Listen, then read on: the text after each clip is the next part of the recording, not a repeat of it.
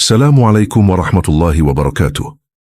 Bayangkan Anda sedang duduk di depan sebuah papan permainan ekonomi raksasa. Oke. Anda tahu betul cara main monopoli, kan?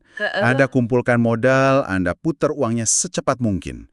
Dan tujuan utamanya adalah mengakumulasi kekayaan sebanyak-banyaknya. Dan seringnya menyingkirkan pemain lain sampai mereka bangkrut. Nah, iya. Seringkali seperti itu. Tapi gimana kalau tiba-tiba saya mengganti papan permainannya? Aturan mainnya dirombak total, wasitnya berlapis, dan tujuan akhirnya bukan sekedar angka nol di rekening bank Anda. Tapi sesuatu yang jauh lebih besar ya? Betul, sesuatu yang jauh lebih mendalam. Jadi, selamat datang di sesi bedah materi kita kali ini. Untuk Anda yang selalu haus akan pengetahuan, yang ingin memahami sistem kompleks, tapi nggak punya waktu membedah ribuan halaman literatur akademis, Anda berada di tempat yang tepat. Tepat sekali. Kita akan melihat arsitektur raksasa dari hukum bisnis syariah di Indonesia. Dan sumber utama yang kita gunakan hari ini sungguh komprehensif. Sangat komprehensif. Kita memegang silabus dari Universitas Islam Negeri Syarif Hidayatullah Jakarta untuk periode 2026 hingga 2027. Dokumen ini disusun oleh seorang akademisi sekaligus praktisi, Azharuddin Latif. Dan ini adalah sebuah cetak biru yang sangat krusial ya untuk dipelajari di era modern ini. Karena seringkali ketika orang dengar frasa ekonomi syariah atau bisnis syariah, pikiran mereka tuh langsung melompat pada satu konsep yang sempit banget. Cuma soal bank ya biasanya. Nah, itu dia. Mereka berpikir, oh ini pasti cuma tentang bank yang kebetulan nggak pakai sistem bunga. Padahal realitas yang tergambar di dokumen silabus ini jauh lebih megah dari itu. Apa yang kita lihat di sini adalah sebuah ekosistem yang sepenuhnya utuh.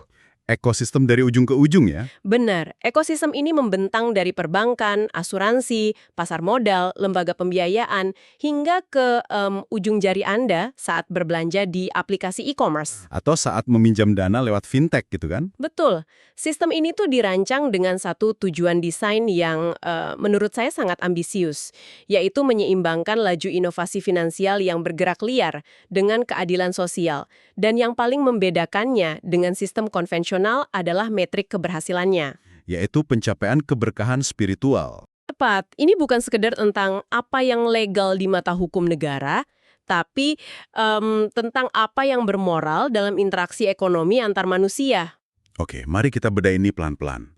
Karena kalau kita lihat cetak biru ini, pembangunannya tuh sangat metodis. Mereka nggak langsung bicara soal gimana menghukum orang yang melanggar atau gimana mendirikan bank. Sama sekali tidak. Semuanya dimulai dari sebuah metafora gedung pencakar langit dengan 5 pilar penopang. Penulis silabus ini memulainya dengan pilar fondasi, yaitu dasar hukum atau pijakan teologisnya. Dari sana, naik ke pilar filosofi, yang menjadi panduan etika moral tentang bagaimana manusia seharusnya berbisnis. Setelah filosofinya jelas, baru mereka membangun pilar institusi. Yaitu perwujudan fisiknya ke dalam berbagai lembaga keuangan tadi ya? Iya, betul. Tapi nggak berhenti di situ. Ada pilar proteksi yang didesain khusus buat perlindungan konsumen, memastikan Anda dan saya nggak dieksploitasi.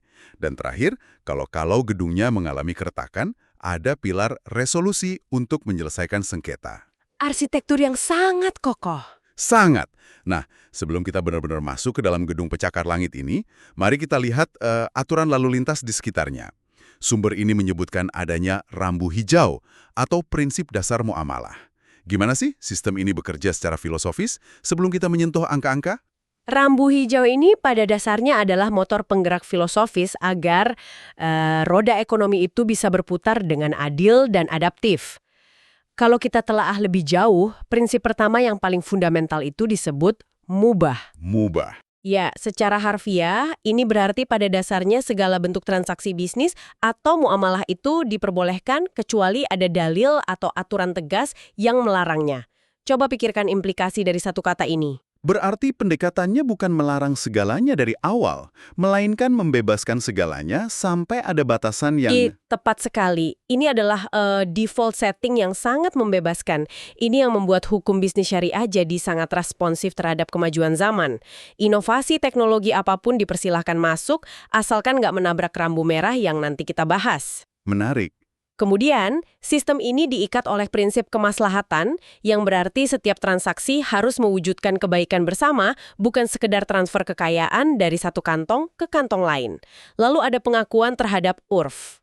Urf ini semacam tradisi ya? Betul, dan ini luar biasa penting bagi kelangsungan bisnis global. Urf itu kebiasaan atau tradisi pasar. Hukum syariah mengakomodasi praktik bisnis lokal atau standar operasional pasar modern, selama itu nggak bertentangan dengan prinsip dasar. Ditambah lagi, puncaknya adalah prinsip jamaiyah. Yang orientasinya pada kebersamaan itu. Iya, sistem ini secara tegas menempatkan kesejahteraan kolektif di atas eksploitasi individu. Tapi tentu saja, kebebasan berekonomi ini pasti ada batasannya dong. Jalan raya yang paling mulus pun butuh lampu merah, supaya nggak terjadi tabrakan beruntun. Pasti. Di silabus ini ada 10 larangan transaksi yang sangat spesifik. Saya bacakan ya. Ada riba, gorar, maisir, tadlis, ikhtikar, najas, rishwa, objek haram, darar, dan maksiat. Itu daftar yang cukup panjang. Saksi real. Rishwa itu suap menyuap. Objek haram tentu saja berbisnis barang yang dilarang kayak narkoba. Tapi gimana dengan sisanya? Memang terdengar teknis. Sepertinya ada beberapa istilah kuno di sini yang kalau kita perhatikan justru sangat relevan dengan skandal-skandal finansial modern akhir-akhir ini. Bisa kita bedah beberapa yang paling krusial. Tentu.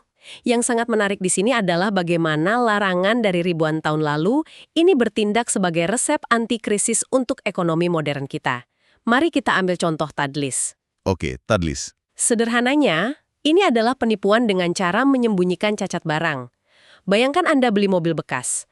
Penjualnya tahu mesinnya sering mati, tapi dia memoles bodi luarnya sampai mengkilap dan menyembunyikan fakta mesin rusak itu dari Anda. Penipuan klasik. Benar. Dalam syariah, transaksi itu batal demi hukum karena ada unsur tadlis. Lalu ada goror dan maisir. Dua hal ini sering berjalan beriringan.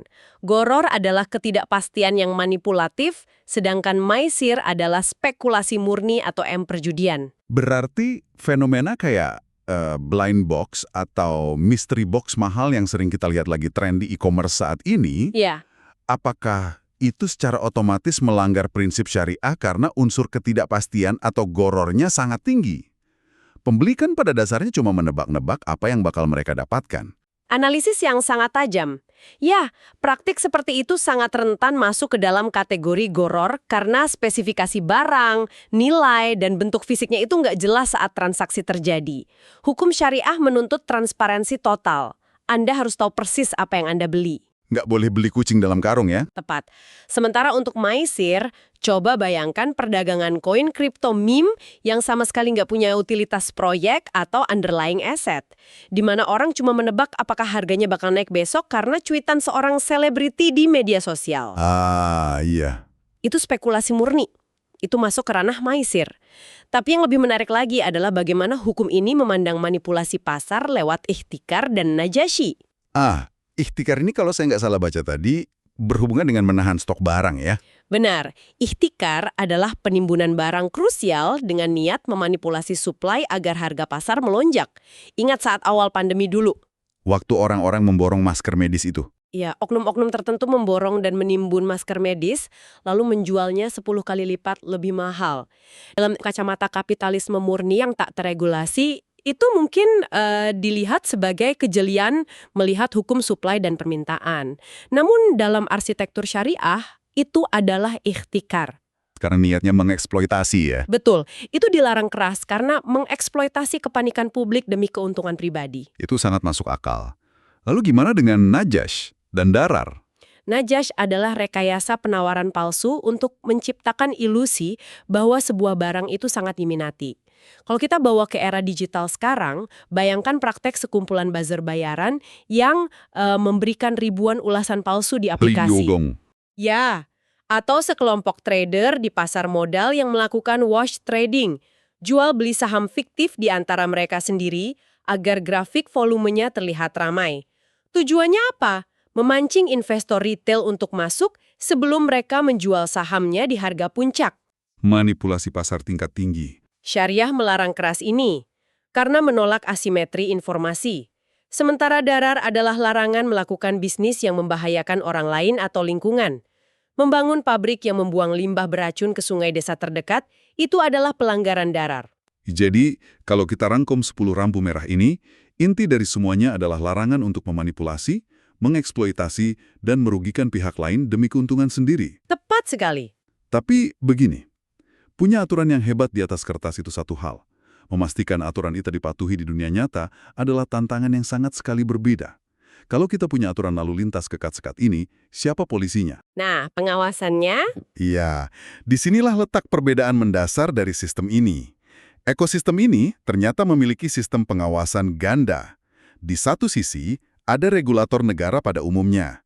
Ada Otoritas Jasa Keuangan atau OJK, ada Bank Indonesia, dan ada lembaga penjamin simpanan. Betul. Tapi di sisi lain, ada lapisan pengawasan spiritual yang melibatkan DSN MUI atau Dewan Syariah Nasional dan DPS atau Dewan Pengawas Syariah di setiap lembaga. Gimana kedua sisi ini nggak saling bertabrakan? Ini memunculkan satu pertanyaan penting tentang tata kelola memang. Gimana mensinkronkan hukum positif negara dengan hukum syariat? Solusinya adalah sistem keamanan berlapis tadi. Agar lebih mudah dipahami, bayangin begini. Gimana tuh? OJK bertugas mengawasi kesehatan lembaganya secara mikroprudensial. Artinya, OJK memastikan bank atau lembaga tersebut punya cukup uang tunai, rasio modalnya sehat, agar mereka nggak bangkrut dan merugikan nasabah. Dari segi finansial murni ya? Benar. Sementara itu, DPS bertugas memastikan bahwa uang yang masuk dan keluar dari bank tersebut tidak berasal dari investasi pada pabrik minuman keras, perjudian, atau skema riba. OJK mengawasi angka-angkanya, DPS mengawasi sumber dan cara mendapatkan angkanya. Ah, saya paham. Sebuah lembaga keuangan syariah di Indonesia itu nggak bisa beroperasi kalau cuma mematuhi salah satunya. Mereka butuh persetujuan dari keduanya. Itu pembagian tugas yang sangat jelas. Nah, mari kita lihat gimana ini diterapkan di lanskap makronya. Di perbankan, kita tahu mereka menggunakan sistem bagi hasil bukan bunga. Tapi ketika kita bergeser ke asuransi syariah, konsepnya bikin saya sedikit mengernyitkan dahi nih. Kenapa begitu? Di asuransi konvensional, pada dasarnya kita kan mentransfer risiko pribadi kita ke perusahaan asuransi dengan membayar premi. Tapi di silabus ini, asuransi syariah menggunakan konsep ta'awuni atau saling tolong-menolong antar peserta. Dan ada pemisahan dana yang disebut tabaru dan ujroh. Ini gimana kerjanya? Disinilah letak perbedaannya dengan sistem konvensional yang seringkali luput dari perhatian publik. Pada asuransi konvensional, saat Anda bayar premi, uang itu secara prinsip menjadi milik perusahaan asuransi. Iya, jadi pendapatan mereka kan? Betul, jika Anda tidak pernah klaim, uang itu menjadi keuntungan mereka. Di sana ada benturan kepentingan inheren. Semakin sedikit nasabah yang klaim, semakin besar untung perusahaan. Nah, dalam asuransi syariah, uang yang disetorkan peserta, yang disebut dana tabaru tadi, sejatinya dihibahkan untuk menolong peserta lain yang tertimpa musibah. Berarti dananya bukan milik perusahaan asuransi? Bukan. Dana itu tetap milik kolektif para peserta. Perusahaan asuransi posisinya hanyalah sebagai operator atau pengelola yang mendapat bayaran di awal atas jasa mereka mengurus administrasi yang disebut ujroh. Secara teori, itu terdengar sangat ideal dan indah. Tapi pada prakteknya, kalau memang dana tabaru itu milik kolektif, gimana kalau di akhir tahun ternyata klaimnya sedikit dan ada kelebihan dana? Surplus underwriting. Ya, surplusnya, apakah surplus itu benar-benar transparan dikembalikan ke peserta, atau diam-diam diserap oleh perusahaan? Itu poin yang sangat kritis. Prakteknya memang membutuhkan pengawasan berlapis, dan disinilah peran DPS masuk untuk mengaudit. Secara desain hukumnya, kalau ada surplus underwriting dari dana tabaruh, surplus tersebut harus dibagikan kembali kepada para peserta yang memenuhi syarat. Atau disimpan gitu? Ya, disimpan sebagai cadangan kolektif atau digunakan untuk kegiatan amal. Perusahaan sebagai operator sama sekali nggak berhak mencaplok surplus dana tabaruh tersebut karena dari awal mereka sudah mengambil porsi keuntungan dari ujrah atau biaya jasa administrasi tadi. Wow! Mekanisme ini memaksa transparansi. Ini adalah manifestasi nyata dari prinsip jamaiyah kesejahteraan kolektif yang kita bahas di awal tadi. Sistem yang memaksa transparansi dari dalam, itu luar biasa. Di pasar modal pun prinsipnya konsisten ya. Investasi cuma boleh mengalir ke instrumen bebas riba dan perusahaan yang lolos screening haram. Betul sekali. Nah, di bagian ini, transaksinya jadi sangat menarik. Mari kita turun sedikit dari level makro ke level mikro atau kehidupan sehari-hari masyarakat menengah ke bawah. Di dokumen silabus ini, ada pembahasan mendetail tentang pegadaian syariah atau yang disebut rahan. Oke, Rah. Kita semua tahu di mana pegadaian konvensional bekerja. Anda butuh uang cepat, Anda jaminkan laptop atau emas Anda, mereka beri uang, lalu mengenakan bunga pinjaman yang terus berbunga seiring waktu. Pertanyaan logisnya, kalau pegadaian syariah dilarang keras memungut bunga dari utang, lalu dari mana mereka bisa bayar operasional gedung dan menggaji karyawannya? Apakah ini murni lembaga amal sosial? Ini adalah jebakan pemahaman yang paling sering terjadi. Banyak yang mengira entitas syariah itu nggak boleh cari untung. Padahal pegadaian syariah tetaplah entitas bisnis, tapi cara mereka mengambil margin keuntungan dirombak total secara filosofis. Dirombak gimana? Dalam arsitektur rahan, akad pinjam-meminjam uangnya itu sendiri adalah murni akad sosial. Tidak boleh ada tambahan sepeser pun.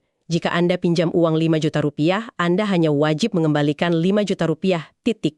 Lalu dari mana untungnya? Pendapatan utama lembaga ini didapat dari biaya jasa pemeliharaan atas barang yang Anda jaminkan. Ini disebut akad ijarah atau sewa tempat dan pemeliharaan.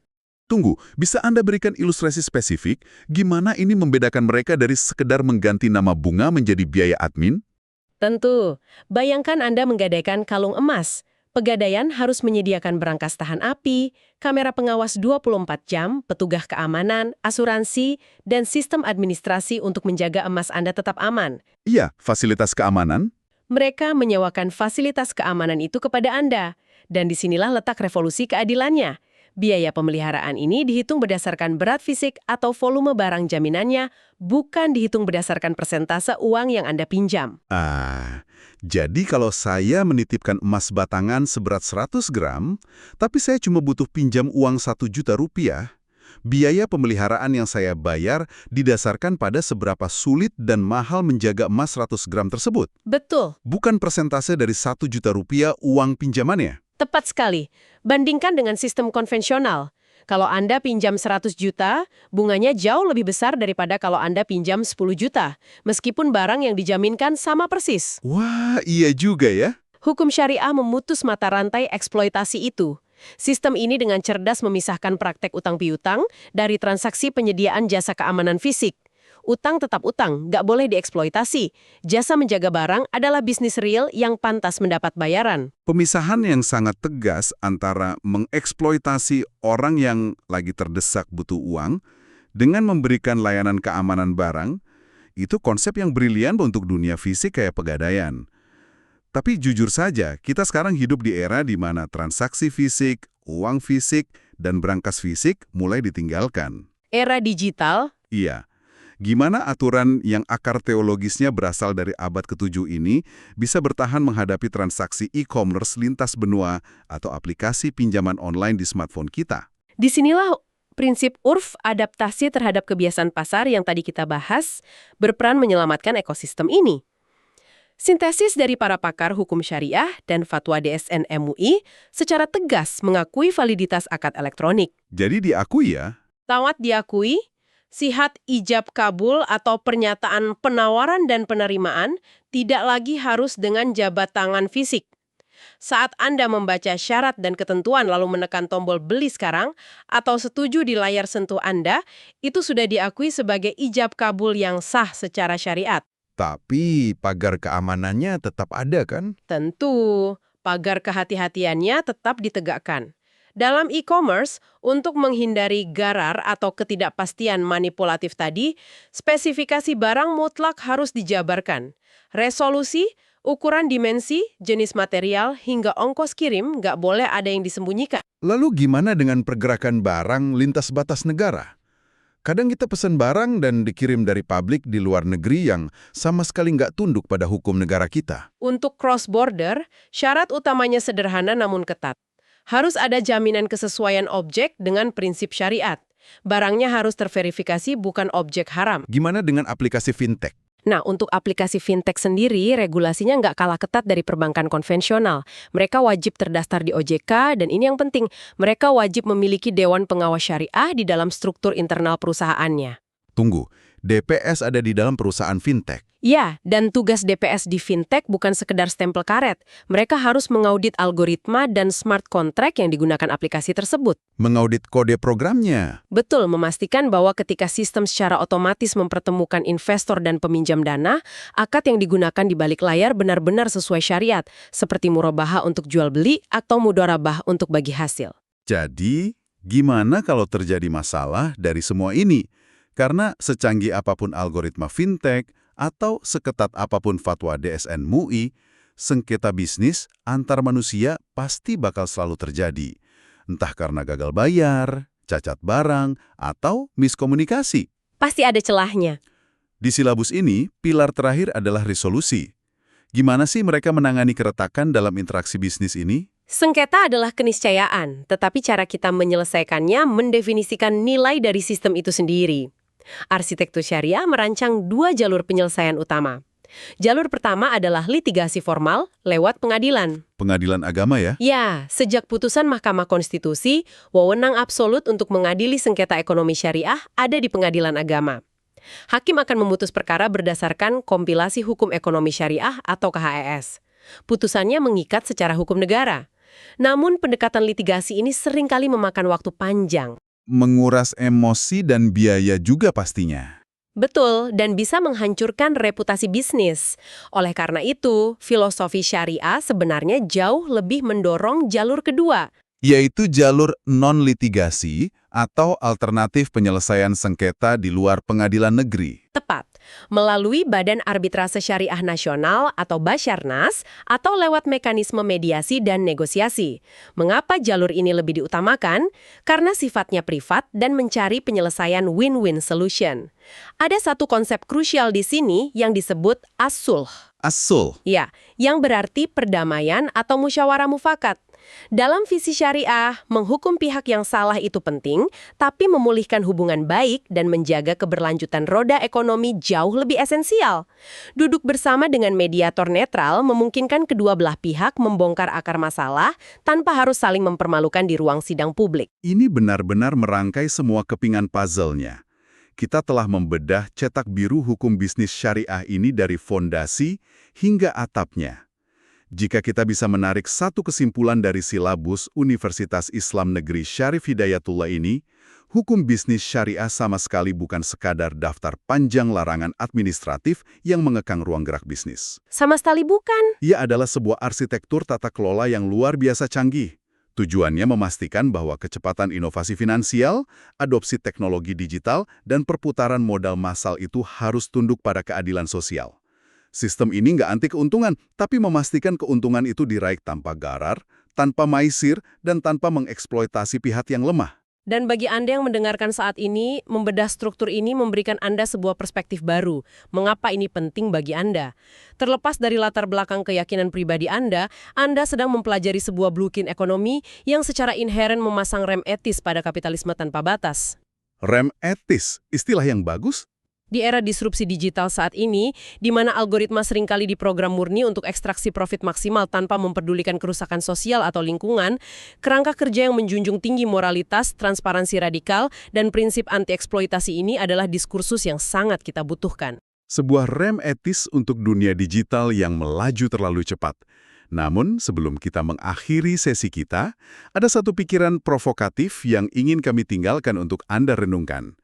Kita sudah melihat ketatnya larangan terhadap spekulasi atau maisir dan ketidakpastian atau gharar. Pertanyaannya, di masa depan yang sangat dekat, gimana hukum kuno namun adaptif ini bakal merespons tren finansial yang dikendalikan mesin? Itu pertanyaan besar. Bayangkan, perdagangan instrumen cryptocurrency berkecepatan tinggi yang keputusannya 100% diambil oleh artificial intelligence. Jika niat, moralitas, dan kesadaran adalah inti dari sahnya sebuah akad, apakah sebuah algoritma AI bisa diajarkan untuk memahami konsep keberkahan? Atau mungkinkah kita membutuhkan DPS khusus algoritma di masa depan? Nah, ini adalah sebuah teka-teki yang sangat menarik untuk kita amati perkembangannya. Terima kasih banyak untuk Anda yang telah meluangkan waktu dan ikut menyelam dalam di bedah dokumen kita kali ini. Teruslah bertanya, teruslah belajar, dan sampai jumpa di penjelajahan berikutnya.